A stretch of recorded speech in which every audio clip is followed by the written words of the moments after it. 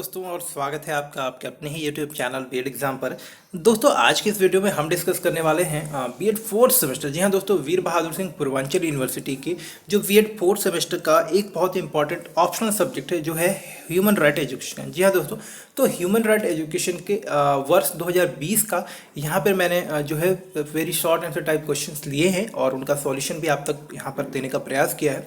Questions को मैंने answer के साथ ही लिखा है, इंग्लिश और हिंदी दोनों में है, तो जो भी मेरे मित्र इंग्लिश में आंसर्स लिखते हैं उनके लिए भी हेल्पफुल है और साथ ही साथ जो मेरे मित्र हिंदी माध्यम से उत्तर देने का प्रयास करते हैं ये उनके लिए भी हेल्पफुल होगा। एक चीज़ और यहाँ पे ध्यान रखी गई है कि मैंने आंसर्स को कोशिश की है एग्जैक्टली उतना ही लिखूं जितना कि आपको परीक्षा में लिखना चाहिए। तो शब्द सीमा के अंदर इस उत्तर को लिखने का प्रयास किया है, तो आप भी अपने उत्तर को कुछ इस तरह से लिखने का प्रयास करें। बार बार लिख के थोड़ा प्रैक्टिस करेंगे तो आप भी बिल्कुल एग्जाम में इस तरह से उत्तर लिख पाएंगे। और अगर आप इस तरह से लिखते हैं आप इससे बहुत बेहतर उत्तर लिखेंगे ताकि आप समय भी बचा पाएंगे अपना, और उसके अलावा आपका उत्तर भी इतना इफेक्टिव होगा कि जो भी आपकी कॉपी को देखेगा, जो भी एग्जामिनर आपकी कॉपी को चेक करते हैं वो देखते ही आपको सारे अंक दे देंगे, क्योंकि उत्तर में वो सारी चीज़ें हमने इंक्लूड करी हैं जो क्वेश्चन में पूछा गया है। चलिए कुछ क्वेश्चन को देखते हैं और फिर हम लोग समझते हैं। तो देखिए पहला क्वेश्चन है दोस्तों, फ्री एंड कंपल्सरी एजुकेशन। तो दोस्तों पहला क्वेश्चन अगर हम देखें तो इसमें पूछा गया है कि निःशुल्क और अनिवार्य शिक्षा क्या है। इसी क्वेश्चन को आपको जो है दूसरी तरीके से भी पूछा जा सकता है कि राइट टू एजुकेशन एक्ट क्या है, यानी कि शिक्षा का अधिकार अधिनियम आरटीई क्या है, या आरटीई एक्ट इसमें अगर आपका 2009 भी ऐड किया जा सकता है क्योंकि ये वर्ष 2009 में आपका पारित किया गया था। तो इस तरह से ये एक्ट जो है आपका पास हुआ है, तो इसे आरटीई एक्ट 2009। तो ये तीनों ही क्वेश्चन आपको कुछ भी पूछा जाए तीनों का मतलब एक ही है। हाँ, इनको थोड़ा सा शब्दों को अलग तरीके से आपको इस्तेमाल करना पड़ेगा क्वेश्चन का आंसर देने के लिए। तो चलिए पहले देखते हैं कि निःशुल्क और अनिवार्य शिक्षा क्या है। तो दोस्तों अगर बात करें यहाँ पर यहाँ पे जैसे मुफ्त लिखा है इसको निःशुल्क करिएगा, अच्छा शब्द है।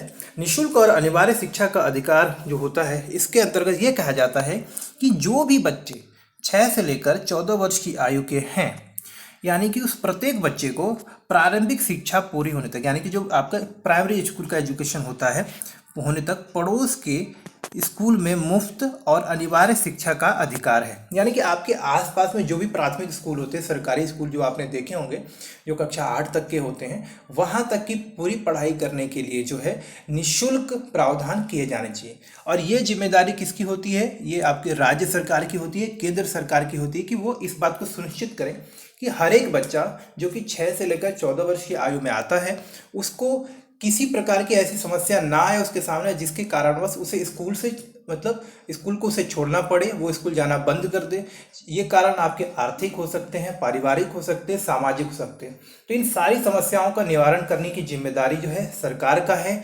आरटीई एक्ट 2009 यही कहता है कि बच्चों को हर एक हालत में जो है शिक्षा मिलनी ही चाहिए और ये शिक्षा उनको निःशुल्क मिलनी चाहिए। तो इसके लिए अगर कोई भी ऐसी बाधा, जैसे कि अगर वो फीस नहीं दे पाते या स्कूलों में एडमिशन का क्राइटेरिया कुछ ऐसा है कि बच्चा दाखिला नहीं ले पा रहा है, या परिवार वाले उसको किसी रोजगार में लगा देते हैं, बाल श्रम में लगा देते हैं जिसके कारण से वो स्कूल नहीं जा पा रहा है, ऐसे कोई भी कारण जो बच्चे को शिक्षा से दूर रखते हैं, उसके इस मूल अधिकार से उसको वंचित करते हैं, इन सारी समस्याओं को दूर करने की जिम्मेदारी राज्य सरकार की है और उसको ये सुनिश्चित करना है। तो आप समझ गए यहाँ पे कि आपके आसपास में जो स्कूल है वहां से बच्चों को निःशुल्क शिक्षा मिलना जरूरी है। निःशुल्क एवं अनिवार्य शिक्षा विधेयक 2001 भारतीय संसद द्वारा सन 2001 में पारित शिक्षा संबंधी एक विधेयक है। तो आप समझिए कि ये जो आपका क्या एक विधेयक पास किया गया था 2001 में। इसके अंतर्गत अभी देखिए हमारे संविधान में भी प्रावधान है कि संविधान में अनुच्छेद 21 में 6 से लेकर 14 वर्ष की आयु तक के बच्चों के लिए अनिवार्य एवं निःशुल्क शिक्षा का प्रावधान यानी कि व्यवस्था की गई है। तो आप पढ़ चुके होंगे पहले भी कि अनुच्छेद 21 में ये बोला गया है कि जो भी बच्चे 6 से लेकर 21 वर्ष के उनके लिए अनिवार्य एवं निःशुल्क शिक्षा की व्यवस्था करने की जिम्मेदारी किसकी है? केंद्र सरकार की, राज्य सरकार की। इसी दिशा में 86वें संविधान संशोधन में एक भाग ऐड किया गया जिसे बोलते हैं 21 का, जो यहाँ पे आप देख रहे हैं। इसके अंतर्गत प्राथमिक शिक्षा को भारत में हर एक नागरिक का मूल अधिकार बना दिया गया है। तो ये कुछ 3 पॉइंट्स है। तो जब भी आप अपने क्वेश्चन के आंसर में लिखें, आप इन सारी चीज़ों को अगर आप लिखते हैं तो आपके सारे के सारे क्वेश्चन का जो वजन होता है बहुत बढ़ जाता है, आपका कोई भी एग्जामिनर नंबर नहीं काट सकता। तो इस तरह से आपको कुछ लिखना है। ये आपके तकरीबन 50 शब्दों के करीब में है और आपका उत्तर भी सारा पूरा हो जाता है। तो आपको भी अपने आंसर इसी तरह से लिखने हैं। चलिए आगे बढ़ते हैं। इसके अलावा फिर आपके पास एक क्वेश्चन है। अब देखें, यहाँ पे क्वेश्चन में सिर्फ पूछा गया था UDHR क्या है, मैंने इसमें ऐड किया है इट्स इंपॉर्टेंट। तो आप ये अलग से समझ लें, ये अलग पार्ट है। आपसे क्वेश्चन में पूछा गया था व्हाट इज UDHR। तो UDHR क्या है? तो UDHR जब भी पूछा आपको लिखना है UDHR stand for universal declaration of human rights. जी हाँ दोस्तों, क्वेश्चन हिंदी इंग्लिश दोनों में है, तो आपको बिल्कुल परेशान नहीं होने की जरूरत है। इसका मतलब होता है the universal declaration of human right is an international document adopted by United nation general assembly. तो ये याद रखें दोस्तों कि ये क्या है, एक तरह का घोषणा पत्र है, एक तरह का डॉक्यूमेंट है। मतलब ये ऐसा घोषणा पत्र है जिसको कि जो यूनाइटेड नेशन जनरल असेंबली के जो भी सदस्य राष्ट्र हैं, जिसमें कि 193 राष्ट्रों से ज़्यादा लोग भाग लेते हैं, 193 देशों से ज़्यादा इसके सम्मत मेंबर है, तो वो सारे लोग जो है इस घोषणा पत्र को स्वीकृत करते हैं, इसको मानते हैं कि हाँ भाई इसमें जो भी पॉइंट्स लिखे हैं हम इनका आगे से पालन करेंगे। किसके लिए करेंगे? मानव अधिकार की रक्षा के लिए, मानव अधिकारों को बढ़ावा देने के लिए। यहाँ पे आप देख सकते हैं इसको जो है। अब देखिए ये जो मैंने ब्लू कलर से लिखा है, आप समझिए परीक्षा में जब आपसे पूछा जाए तो आपको मात्र जो है इतना ही लिखना है, इससे ज़्यादा आपको लिखने की जरूरत नहीं है। लेकिन इसमें एडिशनल पॉइंट्स अब मैंने आपको ऐड किए हैं, इसलिए ऐड किए हैं ताकि आपकी परीक्षा में अगर आ जाए आपका ये, तो आप इसमें कुछ और पॉइंट भी याद रखें। तो देखिए, it was declared as human Magna Carta, humanity Magna Carta by Eleanor Roosevelt who chaired the United Nations Commission on Human Rights that was responsible for drafting the document। तो ये जो UDHR डॉक्यूमेंट है ना आपका, declaration on human right, इसको मैंगा carta के रूप में भी रूजवेल्ट ने आपको बोला है कि ये ह्यूमन राइट के ऊपर जो एक मैंगा कार्टा बोलते हैं ना, एक ऐसा डॉक्यूमेंट जो कि सार्वभौमिक होता है, तो वो इस तरह का डॉक्यूमेंट है। और रूजवेल्ट कौन थे? एलेनोर, जो सबसे पहली जो यूनाइटेड नेशन की जो एक मीटिंग हुई थी, जो बैठक हुई थी, उसके जो चेयरपर्सन थे, जहाँ ये डिक्लेरेशन आपका पास हुआ था, ये डिक्लेरेशन आपके सर्वसम्मति से मान्य हुआ था, उसके अध्यक्ष थे, वो चेयरपर्सन थे। चलिए आगे बढ़ते हैं। इसी में आपसे अगर पूछ लिया, जैसे कि हमने ऊपर देखा था, देखिए बहुत ही इंपॉर्टेंट क्वेश्चन, इनको आप बिल्कुल भी स्किप ना करें, इनको पढ़ते हुए चलिए। क्या व्हाट इज RTI, यानी कि सूचना का अधिकार क्या है? अगर ये क्वेश्चन आता है आपको, तो आपको बिल्कुल भी इसी तरह लिखना है जितना पूछा गया है। तो देखिए, अगर आपसे पूछा जाए तो आपको लिखना है RTI का मतलब होता है सूचना का अधिकार, राइट टू इंफॉर्मेशन एक्ट। सूचना का अधिकार संविधान के अनुच्छेद 19 के तहत, अब देखिए किसके? संविधान के अनुच्छेद 19 के तहत, ये कुछ पॉइंट्स आपको याद रखना है, मौलिक अधिकारों का एक हिस्सा है। अनुच्छेद 19(1) कहता है कि प्रत्येक नागरिक को भारत में बात करने की, जो भी वो बोलना चाहता है, अपने विचारों को व्यक्त करने की और अभिव्यक्ति की स्वतंत्रता है। तो ये आपको ध्यान रखना है कि जो आर्टिकल 19(1) है, ये कहता है कि हर एक आदमी को स्वतंत्रता है।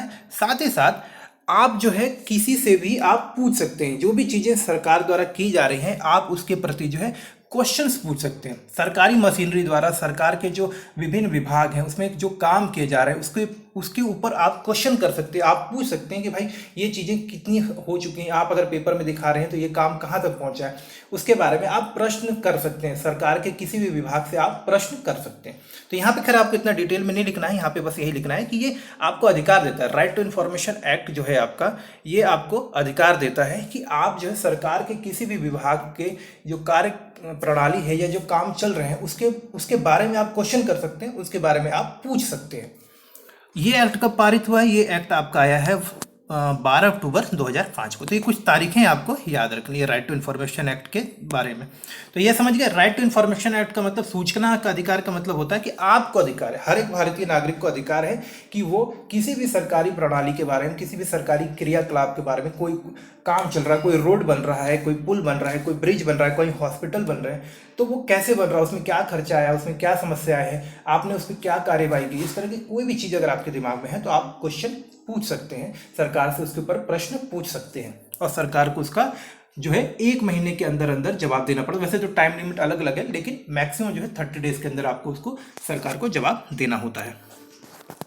अगला क्वेश्चन है राइट टू इक्वालिटी, यानी कि समानता का अधिकार। अब परीक्षा में जितना पूछा जाए उतना ही लिखना है, एडिशनल पॉइंट्स मैं साथ में दे रहा हूँ तो आप उनको भी लिख सकते हो। देखिए, तो सूचना के अधिकार को क्या लिख सकते हैं हम लोग, यानी कि सॉरी माफ करिएगा, समानता का अधिकार जिसे बोलते हैं। समानता का अधिकार का अर्थ है कि विधि के समक्ष, यानी कि जो नियम है, जो कानून है, देश का जो विधि है, लॉ है, उसके समक्ष जन्म, विचार, संप्रदाय, जाति, धर्म, संस्कृति, लिंग यानी कि महिला पुरुष और जन्म स्थान के आधार पर भेदभाव नहीं होगा, ना किसी भी व्यक्ति का कोई विशेषाधिकार होगा।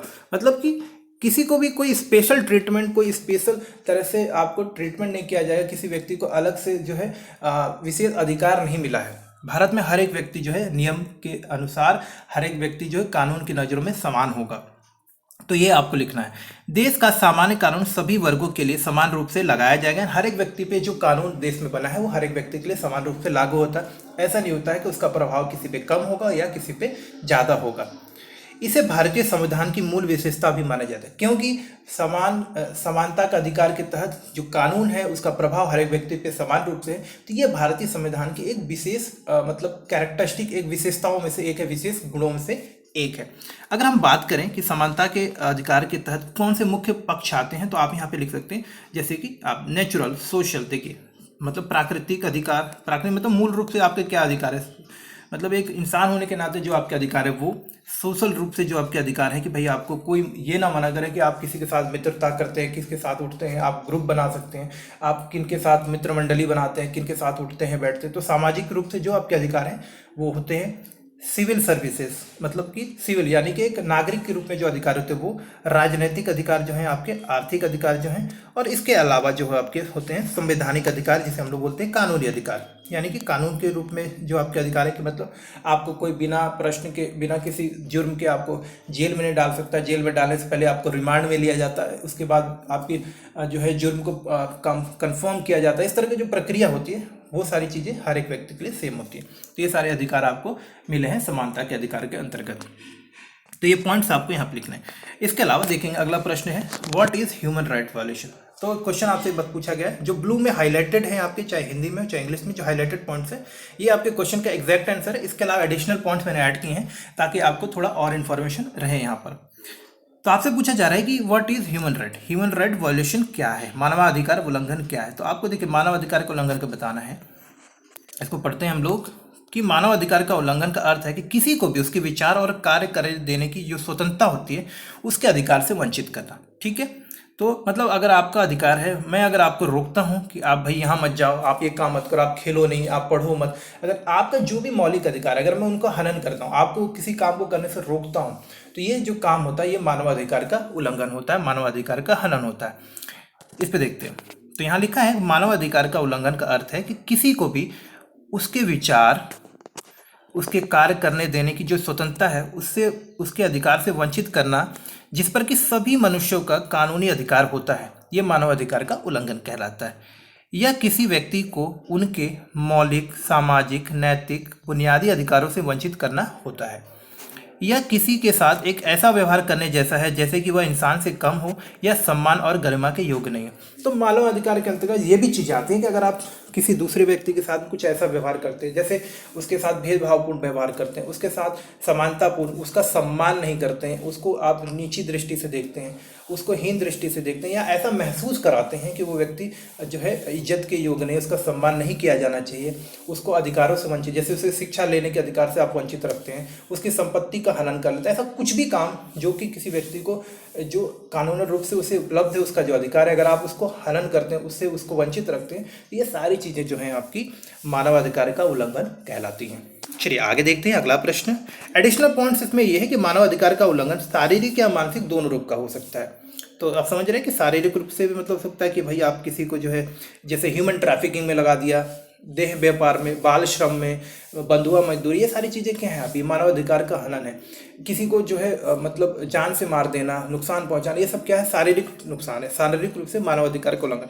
इसके अलावा किसी के संपत्ति का अधिकार ले लेना, किसी को शिक्षा के अधिकार से वंचित रखना, किसी को बोलने की आज़ादी से वंचित रखना, किसी को यहाँ वहाँ घूमने की आज़ादी, अपने धर्म का पालन करने की आज़ादी, इस तरह की चीज़ों से जो आज़ादी होती है, इसका अगर हम किसी को वंचित रखते हैं अधिकारों को, उसको यूज करने से, अधिकारों को इस्तेमाल करने से अगर हम किसी को रोकते हैं तो ये आपका जो हो गया आपका मानसिक रूप से जो है मानवाधिकारों का उल्लंघन होता है। अगला प्रश्न है शरणार्थी। तो भाई शरणार्थी यानी रिफ्यूजी कौन होता है, इस क्वेश्चन को आप इतना ही लिखें।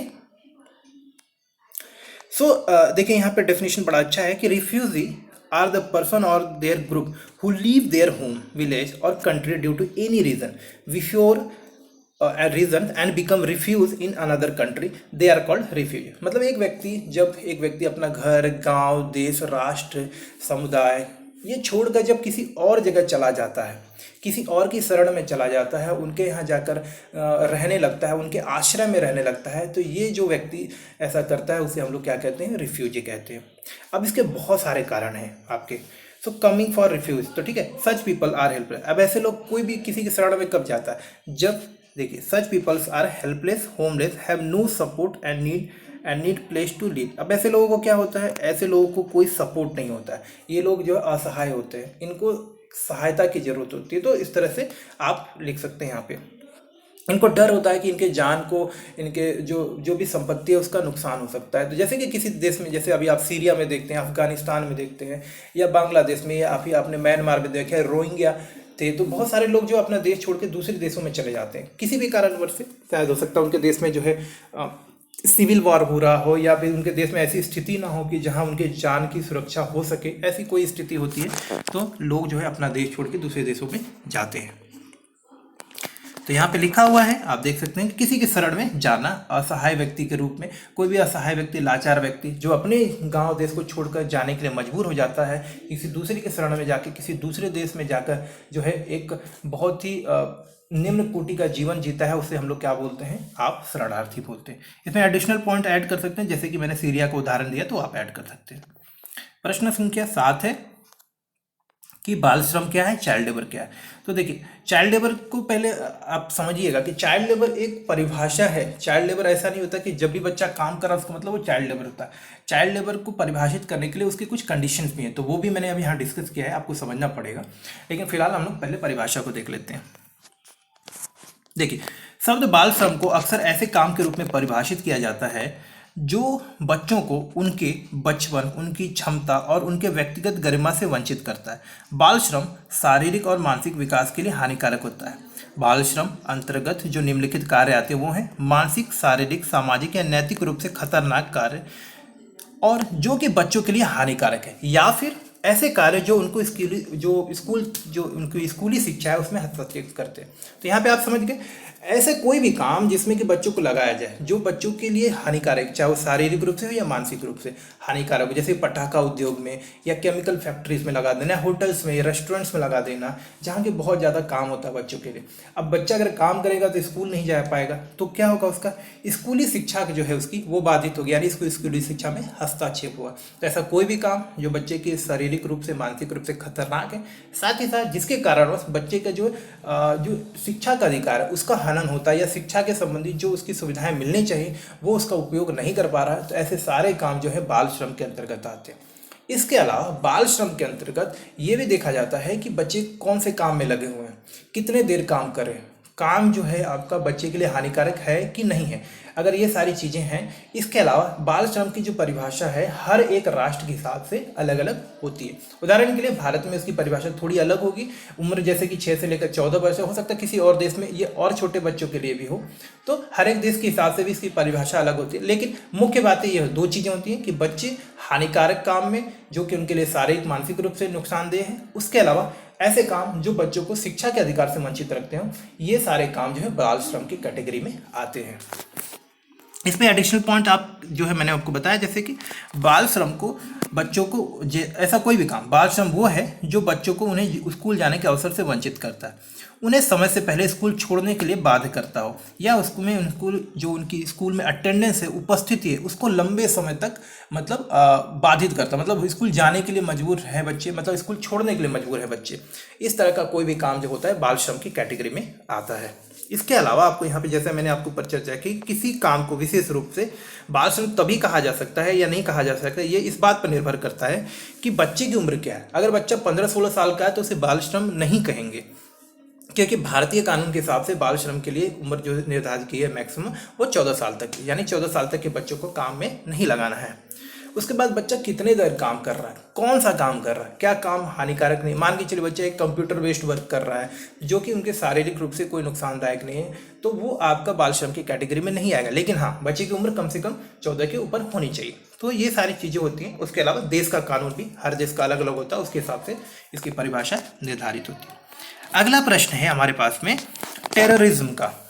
तो टेररिज्म क्या है, अगर हम बोले कि अगर इसको हम लोग देखते हैं, टेररिज्म बहुत ही अच्छा क्वेश्चन है यहाँ पे, और इसको हम लोग सिर्फ परिभाषा रूप में आपको डिफाइन करना है। तो यूनाइटेड नेशन जो आपका सिक्योरिटी काउंसिल है, उसके जो रेजोल्यूशन के हिसाब से यूनाइटेड नेशन का जो परिभाषा, उसको हम लोग यहाँ पे देखते हैं।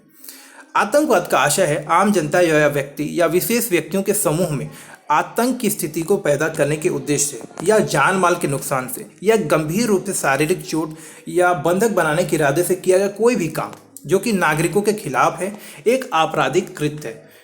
वो इसका उद्देश्य किसी आबादी को डराना या किसी सरकारी या अंतर्राष्ट्रीय संगठन को किसी भी कार्य को करने से रोकने के लिए मजबूर करना। तो आप यहाँ पे समझ गए दोस्तों कि मतलब इसको कितना अच्छा डेफिनेशन है, और आप इसको बिल्कुल लिखें।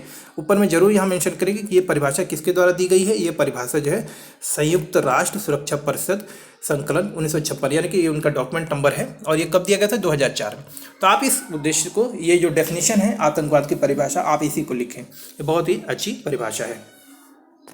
आगे बढ़ते हैं हम लोग।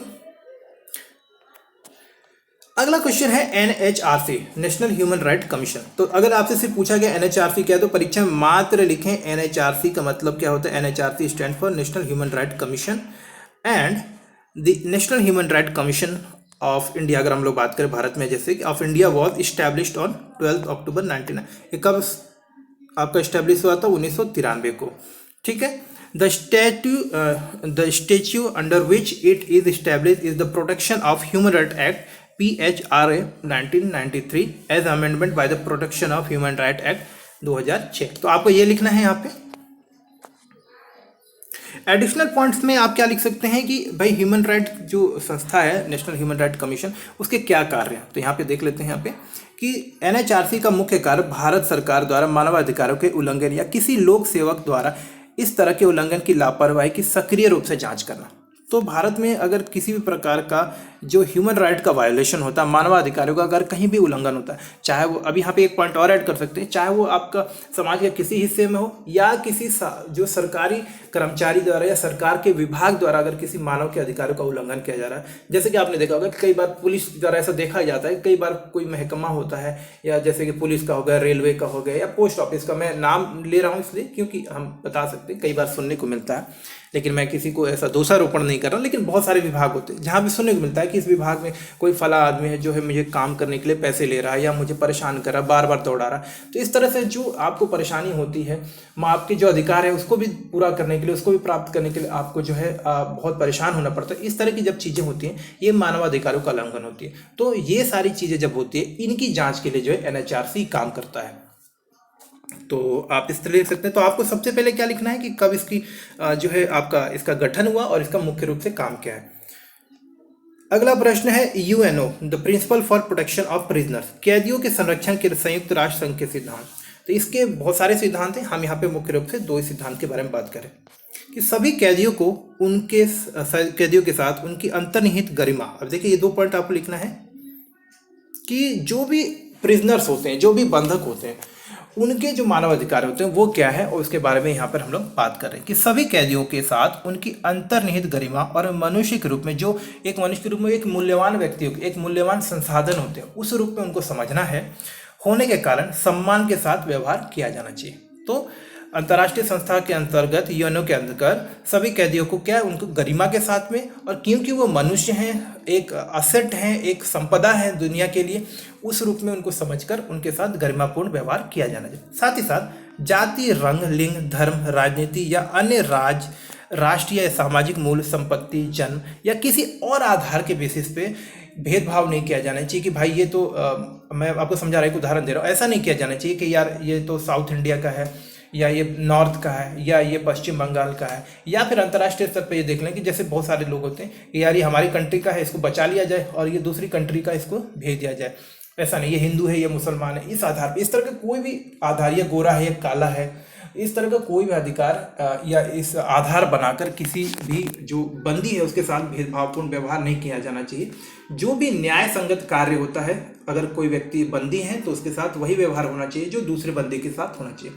तो ये कुछ बहुत सारे नियम हैं जो यूएनओ ने बनाए हैं, जो आपके सिद्धांत हैं जिनका कि पालन किया जाना चाहिए, और इसको पालन करने के लिए हर एक राष्ट्र ने अपनी बाध्यता जो है जाहिर की है। उसके लिए इन्होंने डिक्लेरेशन पे साइन भी किए हुए हैं। तो उम्मीद करता हूँ ये सारे पॉइंट्स आपको याद हो गए होंगे।